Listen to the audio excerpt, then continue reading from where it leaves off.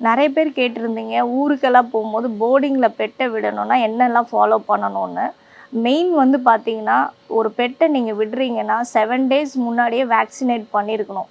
இல்லை yearly once நீங்கள் கரெக்டாக வேக்சினேட் பண்ணுறீங்கன்னா அது அவசியம் இல்லை. வேக்சின் வந்து ஒர்க் ஆகுறதுக்கே 7 டேஸ் ஆகும். ஸோ அதனால் வந்து நீங்கள் கண்டிப்பாக வேக்சினேட் பண்ணியிருக்கணும், டிவார்மிங் பண்ணியிருக்கணும். அதே மாதிரி டிக்ஸுக்கு மெடிகேஷன்ஸ் பண்ணியிருக்கணும். நீங்கள் பெட்டை இதுதான் ஃபஸ்ட் டைம் போர்டிங்கில் விடுறீங்கன்னா, எப்பவுமே வந்து எல்லாருக்கிட்டேயும் வந்து பழக விடுங்க. வெளியாளுக்கிட்டேயும் பழக விடுங்க.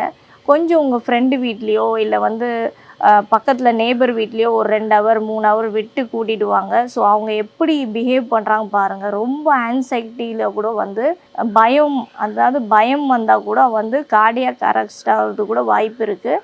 ஸோ 4 இயர்ஸ் அபவ் உங்கள் பெட்ஸ் இருந்தால் டாக்டர்கிட்ட கூப்பிட்டு போய் அவங்கள ஒரு மெடிக்கல் செக்கப் பண்ணிவிட்டு நீங்கள் போர்டிங்கில் விடுறதும் நல்லது.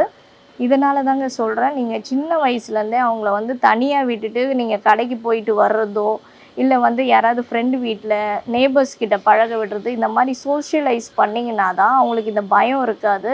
அதே மாதிரி நீங்கள் எங்கேயா போர்டிங்கில் விட்டாலும் அவங்க வந்து பயப்படாமல் சாப்பிடுவாங்க. ஒரு சில பெட்டெல்லாம் போர்டிங்கில் விட்டால் 3 நாள் 4 நாள் ஆனாலும் சாப்பிட மாட்டாங்க. இந்த மாதிரி பழக்கம் படுத்தாதீங்க.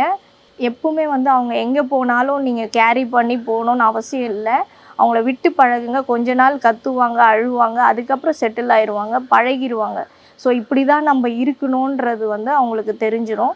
உங்கள் பெட்ஸ் எப்பவுமே ஹாப்பியாக ஹெல்த்தியாக இருக்கணும்னா நீங்கள் இந்த மாதிரி ஃபாலோ பண்ணுங்கள். ஸோ சேஃப் போர்டிங்காக இருக்கும்.